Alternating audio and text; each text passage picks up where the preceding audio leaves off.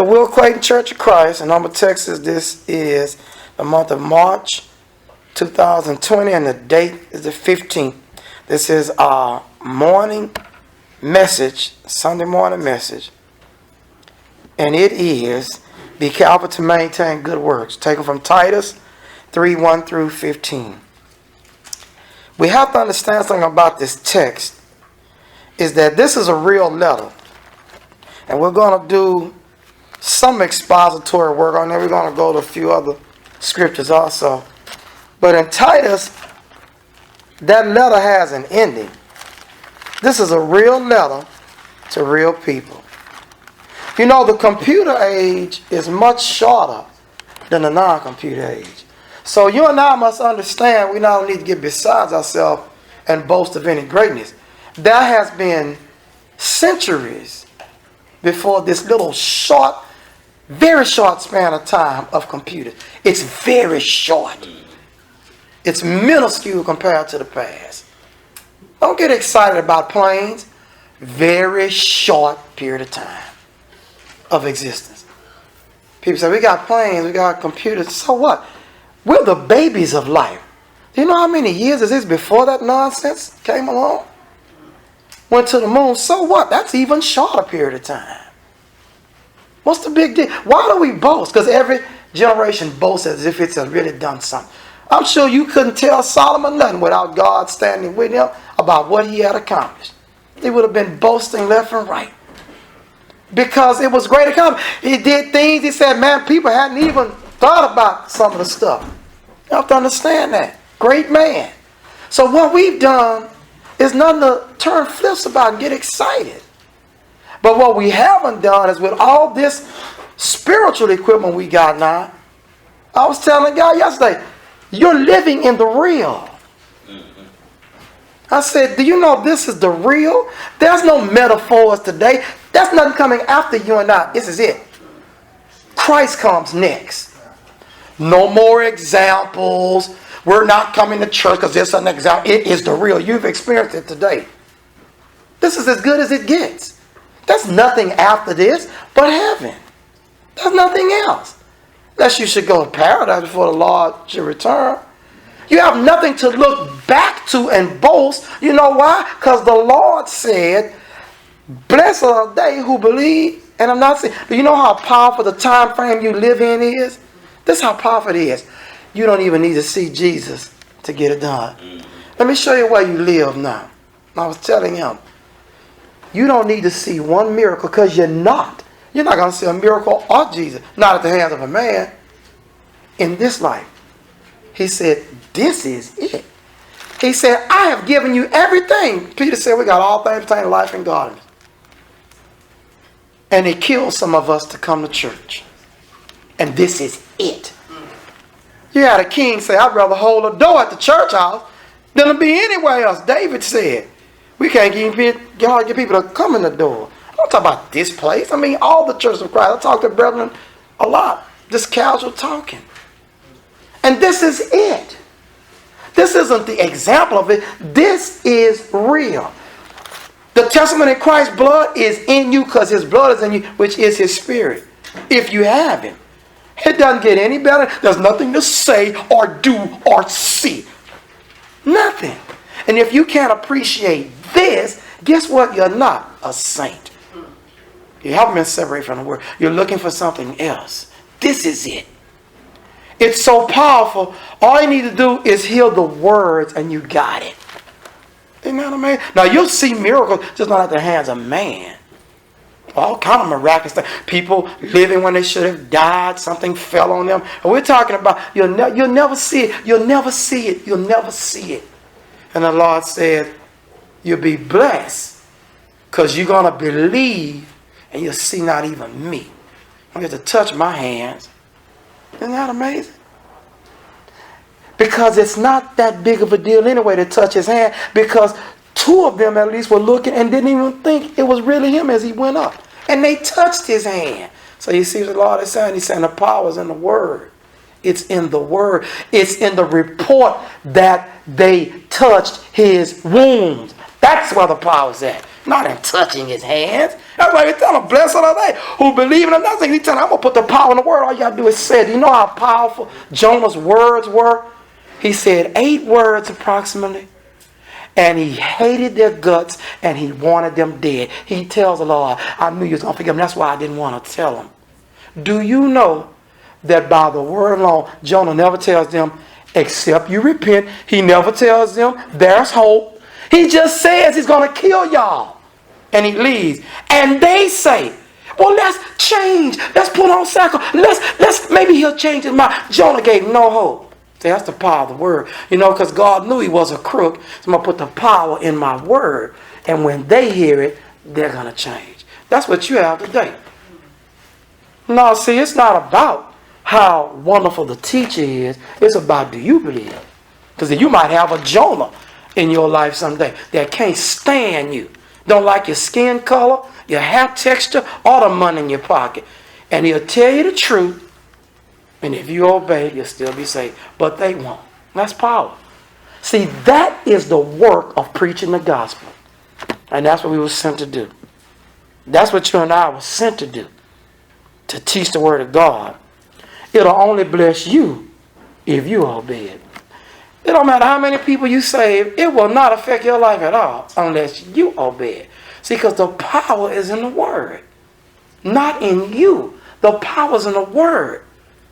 And if you obey the word and I obey the word, then we get saved. Nothing to do with who you know or what you've done. That's power. And if you haven't been told that, shame on you for not investigating, and shame on me. Because Jesus says in his word, I am the bread of life. That's what it means. I bring life. Me. And if I said it, it's life-giving. My Father told me said, and that's why I'm saying. That's what the Lord taught us. And if you believe that, surely the Lord will be with you mightily. Now, the thought of Titus, this real letter to a real man that's dead right now, and the man that wrote it is dead right now. The only one that's still alive on the earth, forever living, is the spirit that was in them. This real letter ends. Look what it says. He talks about some things that's got to be done. He gives some instruction on some works that got to be carried. Some people got to be repositioned and moved around, and they got to step up and do something. That's what he's talking about. Look at verse 12. When I shall send Artemis unto thee, or Tychicus, be diligent to come unto me to Nicopolis. That's a place. So he tells them, he tells Titus, when I send them, you need to come to me. What they going? We're going to switch up. You're coming to me. They're going to do that. You come to me. I need you to meet me at Nicopolis. Like I said, I need you to meet me at Houston. I'm going to send Keith and Robert. And then when you hear Kevin, you come to me. Just like that. Real folks. Not ghosts. Not angels. Real people that are all dead right now. For I have determined that to win. I'm staying there for the winner. You see what we like to do? I'm saying we like to make these people Martians or something that we can't emulate what they do. They're super saints. These people look at us today and go, what is wrong with y'all on the earth? Man, we were just getting into this thing. And y'all had it all these years, and you run around and you don't want to come to church, don't want to live right, don't want to act right, don't want to do no work in the church. Anything is trouble. Oh, is it my time to do that? They would say, man, we used to get beat up. We used to get whooped, and it was diseases in the city, and famines. And still we went to church. Do you know, when we started Wednesday, we were talking about Israel, Judah, and Edom got ready for a fight of which they were supposed to get slaughtered in. God assisted them. But when they were getting ready, they had a meat offering they had to do. Isn't that? You fixing to get killed, possibly. Trusting in the Lord, you're going to win back. But you still do your spiritual part. Can you imagine you rising up, getting ready to go out, and they said, man, there's some people coming here just going to blow up this whole neighborhood for worshiping God. And before you get, you say, wait, I got to say my prayer before we go. Oh, wait, it's Sunday morning. We got to go to worship, and then we can go and get ready to fight. That's what they did. You know what Jesus warned the Jews of? He told them, pray that your traveling flight will not be in the winter when you're running from this nation that's going to kill you. And hope it's not also on the Sabbath. You know why? Because you got to go to church. Why would they care if it's on Sabbath? We got to go to church too. Yeah, while they coming after you. You better make sure you I hope it's not on the Sabbath, because you know we got to go to church. Amen. That's what he's talking about. What do you care about the Sabbath day unless you're going to do something on it? And pray it's not on the Sabbath. When you decide it's time to get out of here, if it is, boy, you're going to be hustling, get everything packed. What did they do before they left Egypt? What did they do before they left Egypt? They had a worship session. Amen. He said, get your stuff packed because y'all rolling out in the morning, but we got to have worship first. And you and I think this not important to God? You don't think God is looking at who didn't come? The Lord tell us. Say, I keep record who come and do and say everything. Even when you're telling your friend on the phone what they should do to be saved, the Lord is checking it. So I got a record of it. You don't have to guess at it. You have to tell me when you come before me, I'm going to tell you what you did. When you're telling a saint, don't give up. Although they did you bad, don't give up. God don't be with you. You thought that didn't mean nothing because you're a woman. The devil put in your mind, that don't mean nothing. They probably not going to this. They did this, and God made a note of it. Malachi says, listen to the conversation of the saints. Those that's talking right, the one that talk about going drink gin, yeah, I heard him too. We're going to deal with him too at a certain point. Bring Zenos the lawyer. Tells what his post is, what he does. And Apollos on their journey. Help them as they travel, that nothing be wanting unto them. So what? You got to give them some stuff, some money and things, and put in their pockets and on their backs, because they got a journey. He says, I don't want them to be hustling up, trying to figure out how they're going to eat and function. That's what he said. That's in there. That's just like faith, repentance, confession, and baptism, same Bible. Isn't that amazing? The love of faith, repentance, confession, and baptism. No using instruments, all that's true. Don't teach tithes, all that's true. And this, send these brothers on their way. I don't know about that. See, that was back then in the first century. We have the government now. The government don't even know what to do right now to really help you with a disease that's floating anywhere. Amen. And see that? But you know what to do. Pray. Amen. Some people cancel their service. You know what? This is amazing though. It's amazing. I'm a call out because we say negative. We're going to say something about. I was told that Mayor Turner said, I'm not going to tell you don't go to church because I'm going to church to pray. Isn't that amazing? The mayor said that. Where the saints at? I'm not talking about here. I'm talking about in the world. I wanted the saints go to church. I wanted the saints go to church in China. There's many saints in China. I wonder if they went to church. When Israel had plagues, the first thing Moses said, Aaron, he didn't say, get your mask and run out. He said, Aaron, get your censer, light it, because I can't do it, and go and present it to the Lord because the plague has started. He didn't say, Moses, let's get out of here and go to our tent. This is going to kill us, and people are dropping like flies. Isn't that amazing? Do you know why that is amazing? Because they knew we trust God. Now, I'm not saying take no chance. I got sanitizer, all kind of stuff too. You can't find it no more. It ran out long. I knew it was going to happen. I knew it was going to happen because somebody got on TV and said, get enough supply for 20 days. And I knew when I heard it, I said, there we go. Shelves going to be empty. It's a no-hope deal. And they are empty. Because somebody said something before they prepared the stores to have enough for everybody for 20 days.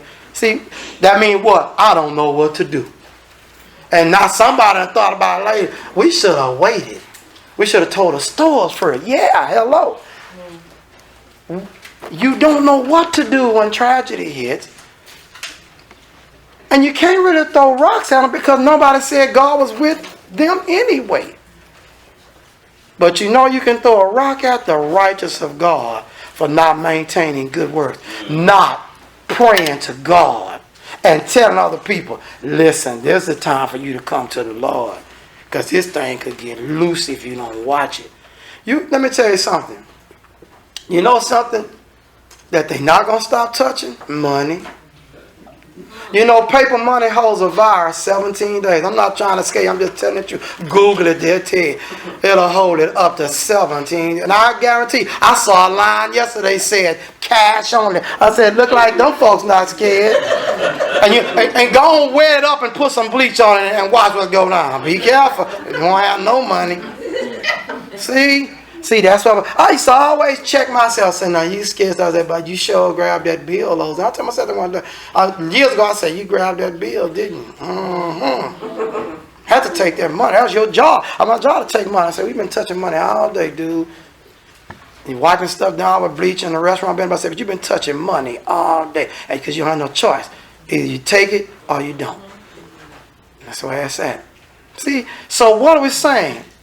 Be cautious, but the main thing is pray.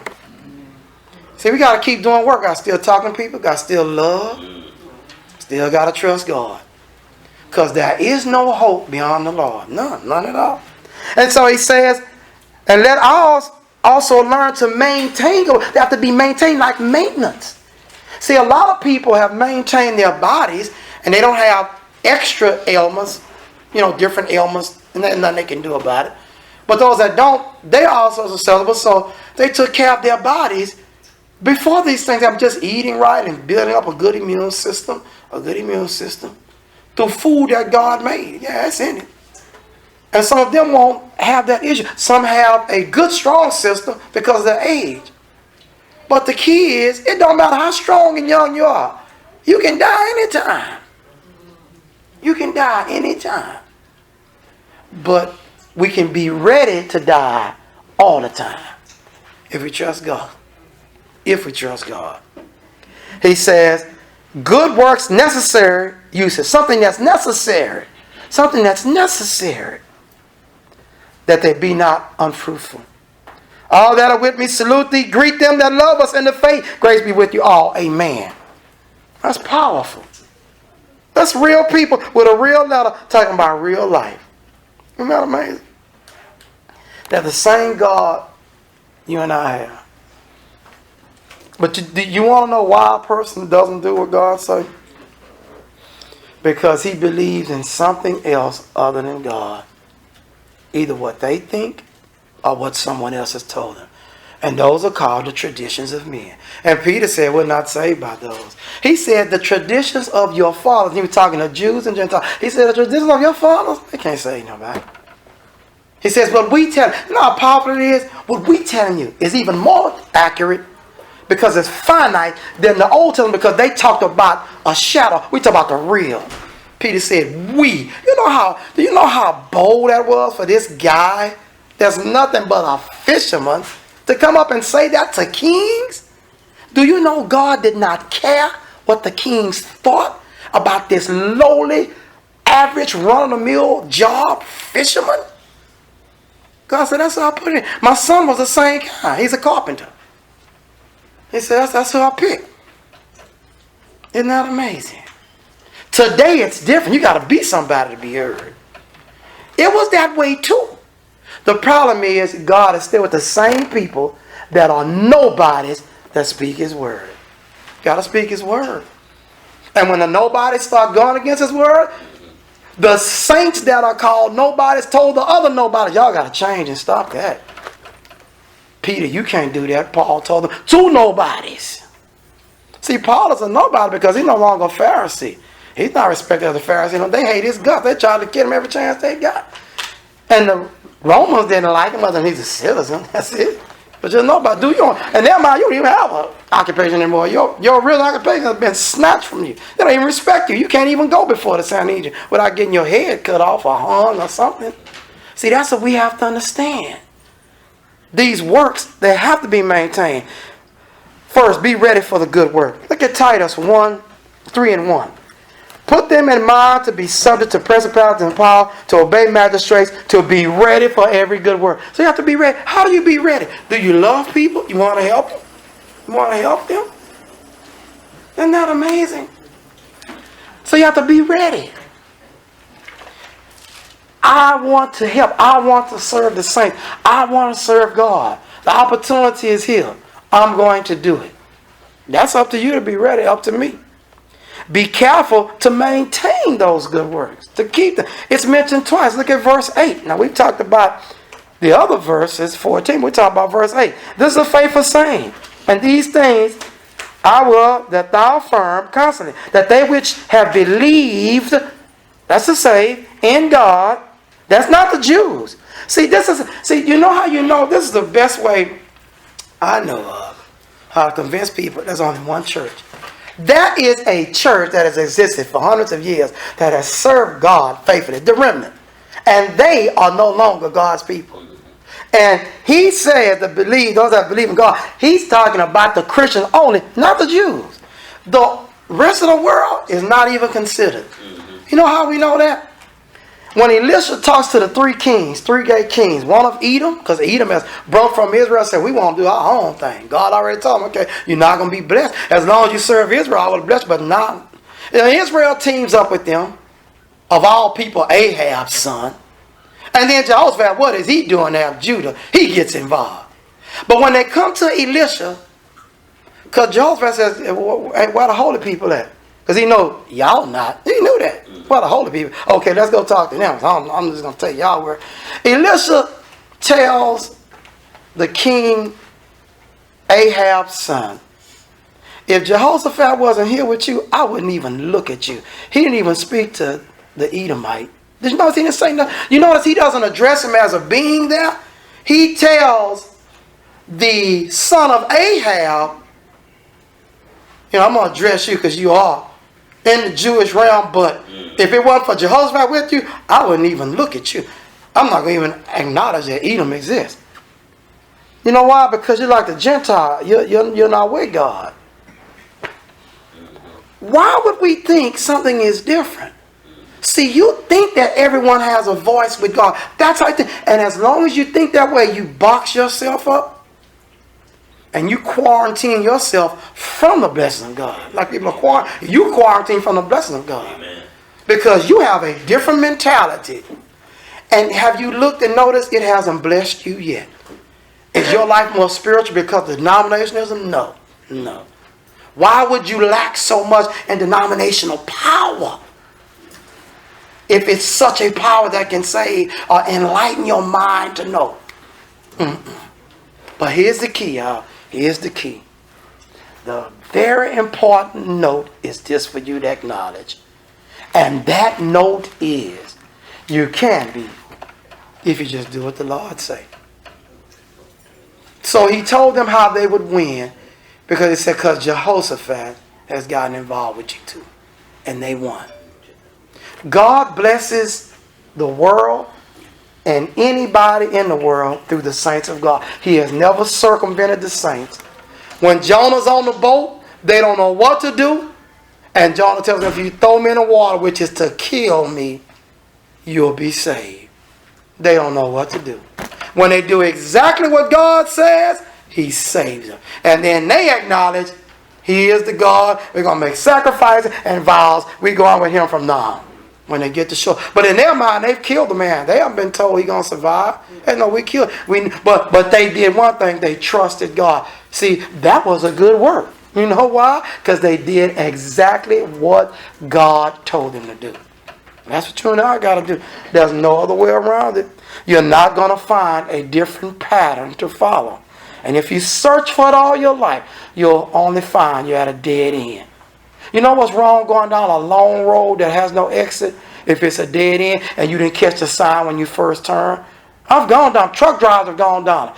Get all the way. It runs for a mile and you run in the trees. Oh no. He got to back up 18-wheeler, 80,000 pounds and not roll in soft march. How is this? I must have missed a sign when it said dead end. It was a long road, but it's a dead end. You don't want to be that way. You can't be that way because your soul is on the line. Listen, we have to maintain the good works because it's good and profitable to men. Reject the heretics, avoid foolishness. See, this is your pattern. As you're walking toward heaven, you're given instruction, okay? Verse 9, avoid foolishness. Look what it said. But avoid foolish questions and genealogies and contentions and strivings about the law, but they are unprofitable and vain. Isn't that powerful? Avoid. So that's an instruction. If somebody tell you avoid Highway 16, it fell down because of the flood. You're going to go down 16 anyway? We had a road right in Kingwood, Texas, that I got washed away. I used to drive down it every day. Do you know if I was still working that area, I used to go there at midnight, 3 in the morning, flying down there, 35, 40 miles an hour, coming down there, looking straight ahead. Do you know, if I'd have been back there then, I'd learn to look for them roads too, because I knew Kingwood roads are drop. Water will wash them away. But other people drive wouldn't make no deal, straight down into the gully. Because it got washed away. And the lights are already out because it's a storm. It's very dangerous. So you have to avoid foolish questions. Verse 10, avoid the heretic. A man that is a heretic, after the first and second admonition, reject. On the religious issue, he doesn't say, stop being their friend, stop talking to them, stop greeting them. It's reject the message. Because it's heresy. It speaks against God. It's a simple thing. Listen. We can maintain good works by being committed to the saints of God. Are you committed to the saints? Are you committed to serving the saints of God? Is that your commitment? Is that my commitment? We serve the saints. The saints, not who you think is a saint. The saints of God. You know what's wrong with thinking some people are right? In the Old Testament, Jehu is selected to kill Ahab and Jezebel, or take them out. Ahab gets taken out by an army. So, but Jehu's coming for him. And, Jezebel say, man, you kill your master. Talking about Ahab, is it going to be peace with me? He said, throw it down. So in the process of Jehu coming after them, if they escape someone else, the Lord says, Jehu going to get you. And Jehu is now selected, watch this, by God to get them. Then he becomes a king. And then he acts disrespectful and God destroys him. But the difference is, there's a group comes from Judah that likes Ahab. And they don't realize Ahab, they're not accepted, they've heard, is powerful, but God not with him. So they think they're going to come back down to the 10 tribes to Samaria and still come in from Judah, which they shouldn't have never left, and be friends with a person that God has marked is not right before he picks Jehu. And when they come, Jehu sees him, he says, where y'all from? And so they begin to boast, we're friends with the king. And so they think that's a good thing, because you're not going to mess with us. Man, Ahab will get y'all. That's our people. He said, but y'all from Judah? He said, yeah. He said, okay. He told his men, take them over there and kill them. Isn't that amazing? You didn't get the email, did you? You didn't get the newsletter. Jehu is coming for anybody affiliated with Ahab and Jezebel. Because God been talking about it since he took over. He didn't send prophets there. He's told you this is not the people doing what I asked to do. It's not them. They lost their lives. Isn't that amazing? All they have to do is stay in Judah and stay away. But see, at one time, Ahab has everybody scared. And they said, well, let's go work with him. He look like he got things going on. He's got power. Big army. But God said, no, I'm going to take care of him. Stay away from him. Do you think those words have any less impact than the words you and I have today? It's the same, saints. Just different people, different places, different looks, different things. They had papyri, we got computers. They had horse carriages, we got jets. Same God, same message, that it's only one. Not Judaism, never have been the Gentiles, just one. And you think that we're supposed to let people believe that God is going to be with them anyway? That's how you die lost, like those of Judah. You go in, and then at that point, the Lord says, okay, this is the day of reckoning, so I'm going to let you fall, because I told you stay away from this type of understanding. And these are the people of God gone bad. He doesn't even discuss much more devastating those that weren't even of God. Much more. We spend time telling people what God can do for them. We spend a lot of time doing that. What about what God has done for you? Do you ever tell, why some of us can't tell what God done for us? Because we so holy, we don't want people to know that we used to be in the club. Some of us, all we can do is just tell people He can help you. We'll never tell them what He done for us. He can get you off drugs, baby. I was on it before. We wouldn't dare say that. But you don't have to tell all your business. Where did that come from? I understand, but this person needs your help. Jesus was dealing with a man, and that man needed to have his son healed because the disciples, because of faithlessness, failed. The disciples could not handle this demon. And they forgot fasting and prayer is always our way out of all trouble. Just because you preach, teach, tell people about the Lord, whether you're a man or woman, and help people in life, if you're not with God fully, there's a demon going to come, either in someone you know or in you, and challenge you. And you can't handle that case. No matter what, there's a list that we could talk about forever. No matter what the problem is, financial, life, in your spirit, in your mind, in your health, it doesn't matter. That demon's going to bring it, and he's going to come and trouble you every day. You're not going to get well. God has left you. Not going to, and you let it, and you can't fix it. That's when you got to go to somebody else and say, hey man, help me. He went to Jesus. He said, I believe, but help my unbelief. There's a part I'm stuck on. And Jesus said, except you see this sign, you're not going to believe. He's the one they made the signs for. When he heals a boy, that guy's repaired. He's prepared for life. He's done. Some of us have God helping us in all kind of cases, and we still struggle with faith. Rescue. You got other people telling us, he rescued you from that. God blessed you. And we still can't act right. We don't want to tell people how God is. We tell them about God can help you through anything. And we don't want to tell people what we've been through, how he helped us. I used to hate to go to church. And man, this happened and that. Man, I've been going to church. We don't want to tell people that because we're so holy. We're 3 feet above the air. And we touch nothing as we move. Nah. See, it's not like you fooling yourself. And I'll fool myself. I'll tell you, what has he done for you? What has he done for you? See, some of us don't think God done nothing for us. We like the song, what have you done for me lately? And that's why we just tell people, babe, you just come on to church. God will be with you. But we know we don't like him that much. Because he hasn't been doing nothing for us, we think lately. Forgetting our chest is expanding right now and going in and out. Because he hadn't said, okay, it's time to stop living. Forgot that one. We forgot that when we drove here, the dump truck that was coming stopped. But the next person behind us, they got killed. I remember coming through an area, I came right back. Lights, ambulances, big red trucks everywhere. I didn't know people could get that fast. I come over and say, I got to go another route to get to you. I say, man, it's about 3 or 4 trucks out here. All kind. And I said, I just came to, why they didn't hit me? Because God said, no, not you today. Just keep on driving.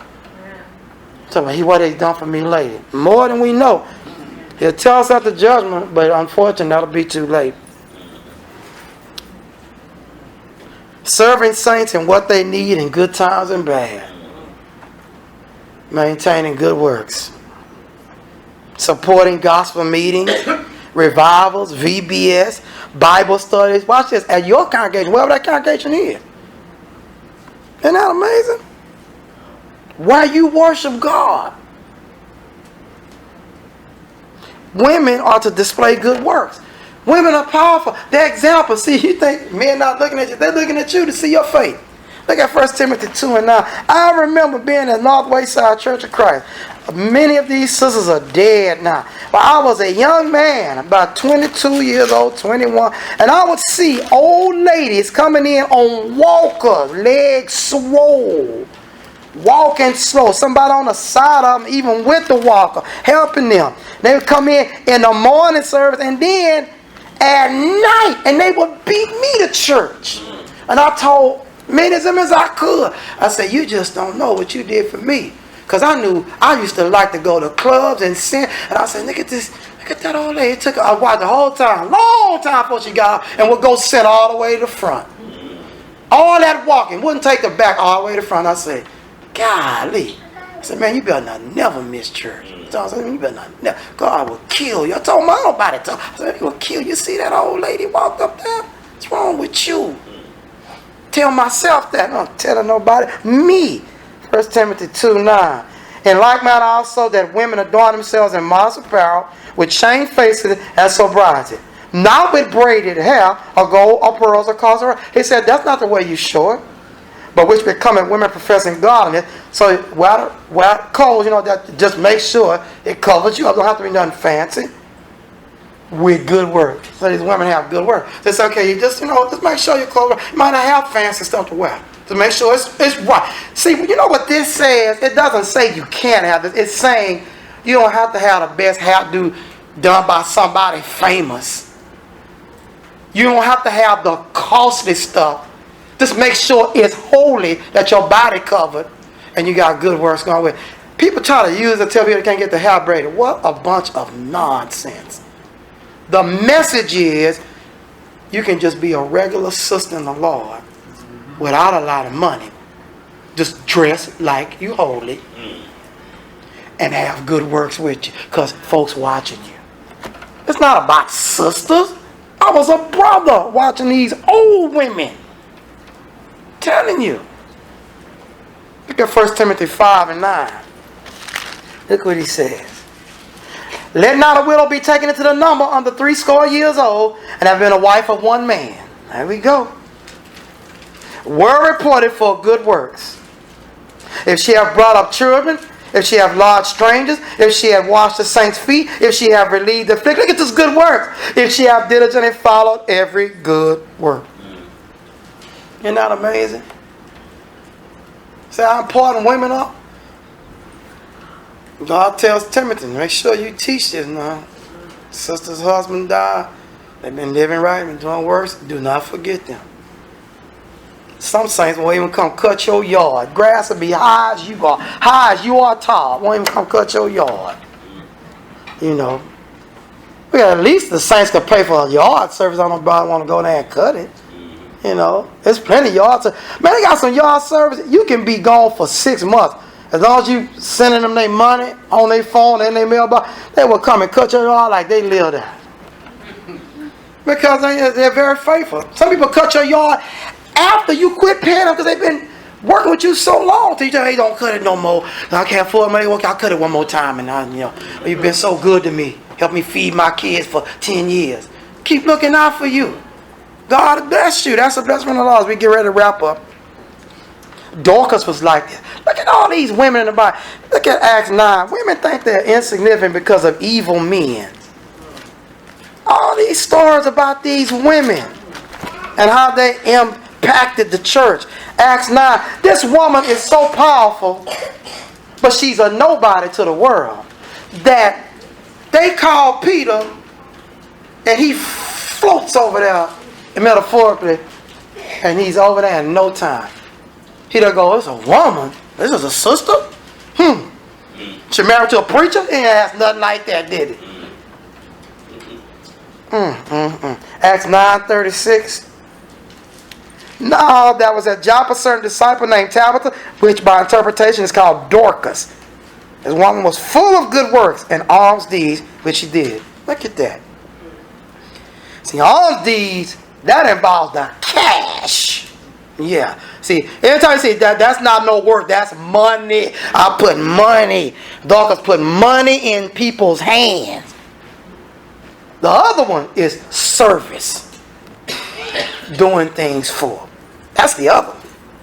Verse 37. It came to pass in those days that she was sick and died. Saints get sick and die. Even righteous.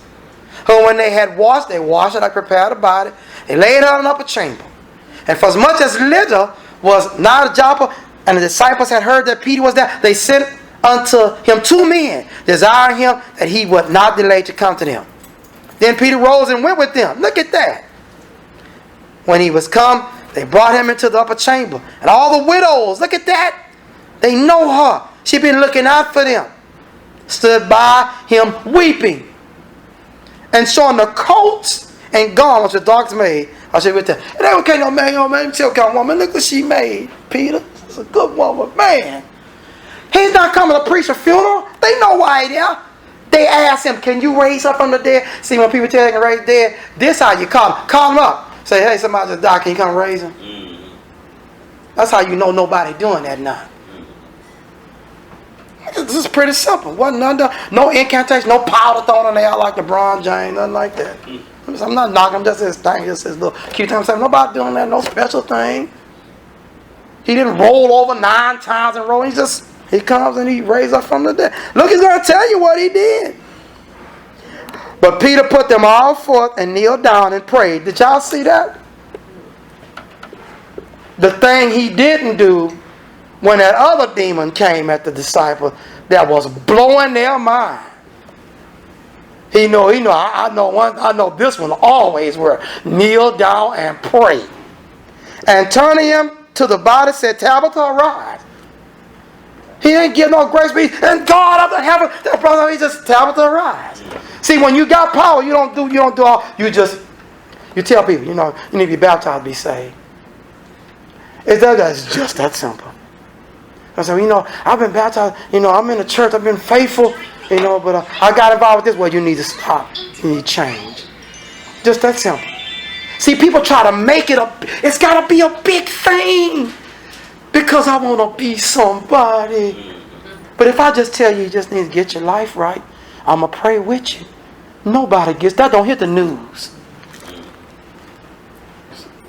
Y'all see what's happening here, huh? Why your brother make a big thing out of stuff? It's a dead person, ready for burial. I said, Tabitha, rise. Want to know what he said to the Lord in the prayer? He didn't pray all day and say, and the next day, it's Tabitha, rise. Because I got it this time. I know. I'm not going to drop the bottle before I got it. I know what to do. I'm faithful. I've been told I'm going to die, but they're going to kill me. And I'm going to raise this one up. God be with me. Tabitha, rise. And she opened her eyes, and when she saw Peter, she sat up. And he gave her his hand and lifted her up. And when he had called the saints and widows, presented her alive. And it was known throughout all Joppa, and many believed in the Lord. And it came to pass that he tarried many days in Joppa, but one Simon town. It's before they come to help him out with his drama and trauma, and he's going to help them. So they help each other. And Peter, you got to come and raise up another dead man and his whole family with your words, because they're dead spiritually. What if he said, well, y'all already doing all these? What if he said, y'all like Tabitha? Don't you give much alms? Don't you pray? Don't you pray? You teach your family pray? He's saved. Why didn't Peter do that? He's saved like Tabitha. He's okay. Why? Because you're not. Because you're not. That's why. Has to do it. There's no other way to fix it. See, saints, that's what we talked about in the beginning. The traditions of your fathers just means those ever before you. Don't have to be your real daddy, uncles, cousins, the man they are before you. The traditions. What did they do? I had a guy tell me yesterday, man, he said, just like he said, I'm just a Baptist, man. In my family, I'm going to be there forever. I said, this is the real though, right? I said, the Jews thought the same way, but I have to let go. He just looked at me and smiled. I've been knowing for you, just looked at me and smiled. What else should I do? Turn a flip and howl? The God of it. Tabitha, rise. I told him to rise. You can rise, man. You can rise. We stand out by our cars. You can rise. What am I telling him? I'm going to turn a flip, follow my knees, oh God of heaven, lay on the concrete, my face now. You can raise up, man.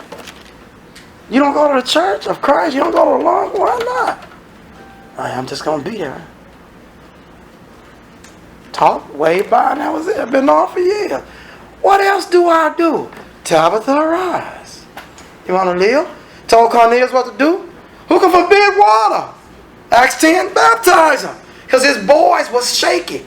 We never baptized no Gentiles and never kind. Baptized them. He didn't go through no big speech with them. The God of it baptized them. Peter's come. I hear you. Stand up. Don't bow down to me. I'm a man like you. Amen. Tells them the truth. They speak with the tongue. Say, hey, this is the signal, y'all. Who can stop it now? They got to be baptized. They say, baptize them. And they go back. They challenge him later about it. He said, don't put no burden on that God didn't. And then he gets shaky later. Isn't that sad? The pressure of peer group It's not just for the young. It's for the old, even those who can raise their. It got Peter, his boy James, got it. Just sending men to say, James said, why are you eating with Gentiles? And he gets up, and then Barnabas with him. And Paul says, I see you. When I see you in Antioch, I'm going to get you. Because you can't build that which has already been destroyed. The law is gone, man. It's gone. You got to let go, Peter, of all its components. We don't have a separation from humans in the Christian movement. We go among humans. We go to idols' temples. We go with dragon heads and big teeth and go in there and sit right by and tell the guy, man, you know, it's been a good meal. You know, you ought to come visit me one Sunday. Because there's nowhere we don't go. Because we know this is just a concrete thing. It can't talk, can't hear, and the teeth that guy can't chew. But you got more money than me, but I have something for you. Salvation. Good work, saints. You cannot forget to do and maintain good work. Finally, we're done now. Good works are done anywhere. Gentiles are found anywhere. 1 Peter 2 and 12. Anywhere. Nowhere specific. Not just a church. People are watching you on your job. Don't cuss your boss out and you thought the door was closed. And somebody, don't cuss him out. How about just don't cuss him out? He cussed you out. Don't cuss him out back. Because heaven heard there's no door that can close. 1 Peter 2:12.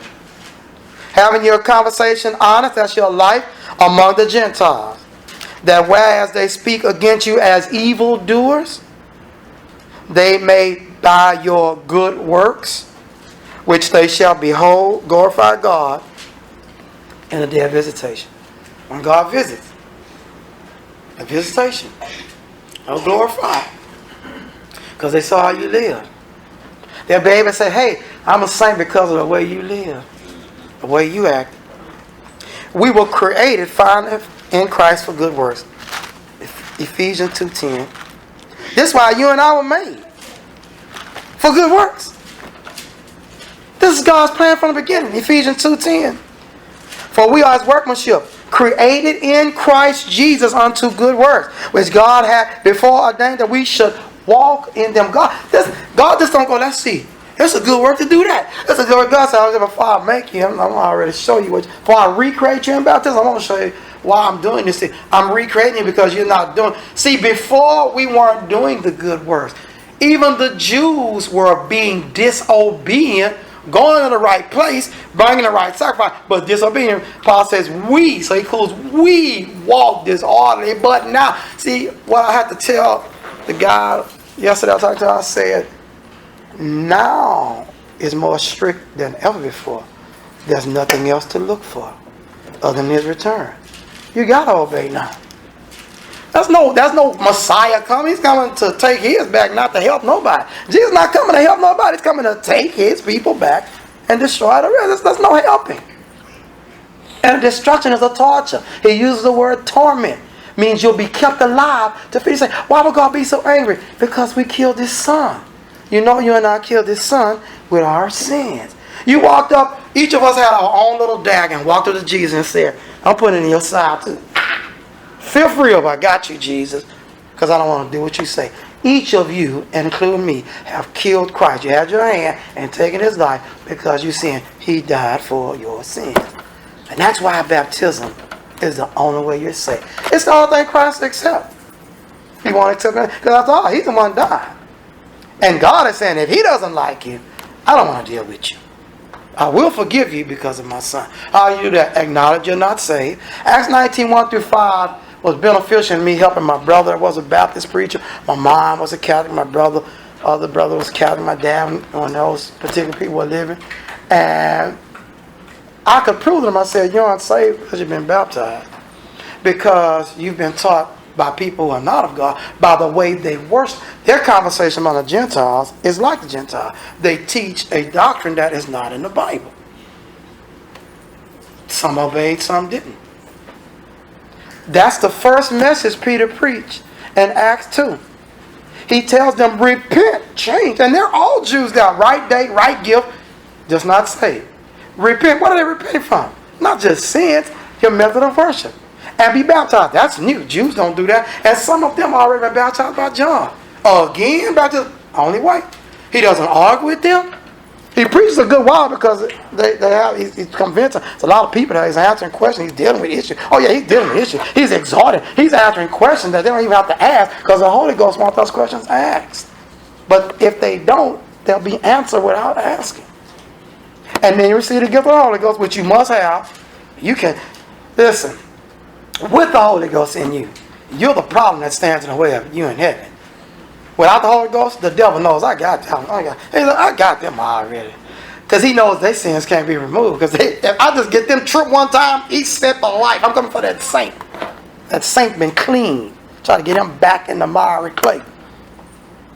He says, for the promise is unto you, which is the promise of the Spirit, that will seal you from the devil, to your children and all that are far, even as men of the Lord our God shall call them. In other words, he testified.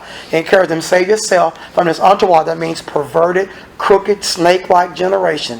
One day I'm on the left, one day I'm on the right. See, because I do it as a visit of my Father, I feel like doing this today, and then I don't tomorrow. I'm going to abandon you. I was with you yesterday, but I changed my mind when I woke up. I thought about it. I don't want to roll with you no more. We're done. I don't care what you've done for me. I'm done with you. People do that all the time. You have to elevate from that by simply telling them I'm going to be different because I have power in me. A car with no fuel is going nowhere. Amen. You don't have the Holy Spirit, you're not going anywhere. You can't. See, you would prove, if you could be saved without being in the one church, God would be wrong for the first time ever. It was His plan. We didn't make any of this up. We don't even know what to do. That means you would say, hey, I got proof God's wrong. I made it to heaven and I didn't do what He said. No way. That's impossible. So if you want to be saved, here's opportunity. Peter told them, and 3,000 said yes. And they continue, and the apostle died. That's why I got to teach the same thing today. See, we can't throw our souls away to save another soul. That'd be crazy. That means that all souls are already saved. That's ridiculous. So you have to teach that. I can't tell you my name is Billy when it's Stephen. I'm sorry. No matter how happy that would make you, I'll be a liar. It's Stephen. And there's nothing I can do to change that. If I change it, then it will be that. But it is what it is. You can't change what heaven has already settled. You should want it because it can heal you. He says the fellowship to walk in the light as Christ is in the light. Acts 2:42. Breaking of bread, which we're about to do, and prayers. Acts 2:47. The Lord added to the church day that such should be saved. Jesus said, he that believes that and is baptized shall be saved. Mark 16:16. Jesus rose from the dead. 1 Corinthians 15:1-4. That's what must be believed. So if He's risen, He gives life. You have to do what He says. Isn't that amazing? Why would we not do that? Because I don't like that plan. I have issues with Him. Why has it got to be His way? Why does it have to be like that? Why does it have to be Him? You know that's what's in the heart. Because there's no other. Who doesn't want to live? People are cringing at the thought if a person coughs. Everybody's nervous. But nobody's afraid of nakedness on television. Oh, man, amazing. I guarantee you, people still going to gather in clubs and party and sin. Yes, sir. Because it's, they were half naked in Florida. I mean half naked. You have to hold your hand on TV while the people talk. We not worried about no coronavirus. They was partying hard. You see? Why not be afraid? If anything, I'm in a crowd already, and we're already half naked, sinning and drinking too much. And we're talking crazy, but we're not worried. Hold up, man. Do you know if you get sick, you're already in sin. You're not even saved. We're not worried. They say, okay. But at the judgment, Lord, no. See, you weren't worried. Don't start worrying now. Because it's real. See, this isn't a metaphor with you. See, you're not asleep. You say, this is a dream. You wake up. No, you woke now. or else he can't hold you accountable. You woke, I'm woke. This is the real. Christianity is as real, not a metaphor in sight. It's real. Christ is in the midst of us. You don't have to see him. He said, you don't have to see me. Just believe. Amen. Just believe. For you to be saved, you're like the eunuch. He sees water. What hinders me? You got to be baptized. If you need help believing, tell us. Be like the man that told Jesus, help my unbelief. I'm having trouble with this part. We got it. Let's sit down and talk. That's all he told Jesus. I'm having trouble with this part. This son, this demon. Can you fix that? And I'm in. He says, I got it. That's what we do. That's what we do. If you don't tell, you can't talk about it. The judgment is too late. You can't talk about it. You got to talk about it now.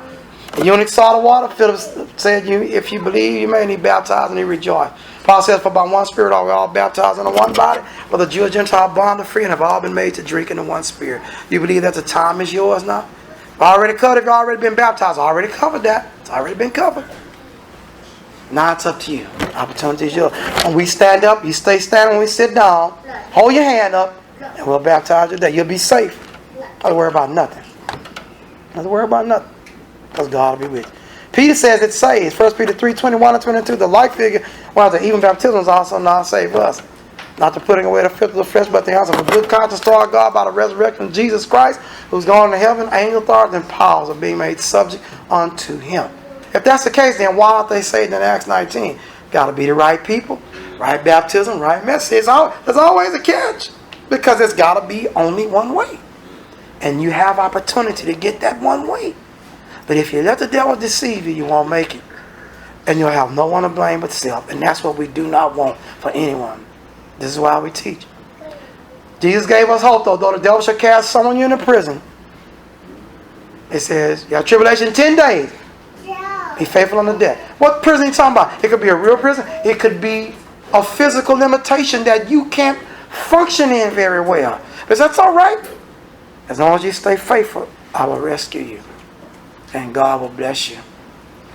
Be not discouraged. The opportunity is yours. If you need prayer also, you're going through some issues, something causing you to fear, don't be afraid to tell people, look, I'm afraid about what's going on. This virus thing has a lot of people afraid. Don't be afraid to call. You know you can call me, but I'm not going to make you call me. You can call anybody because I'm not God. But you can call me. You have to be honest. I'm scared about the future. What about other things? And we got scriptures to show you. God will keep it together. But what about you? What about your walk? Are you maintaining good works? Whatever you need, come now together. We stand, sing Heaven's invitation. Have you Been to Jesus for the cleansing power of you washed in the blood of the Lamb? Are you fully trusting in His grace? This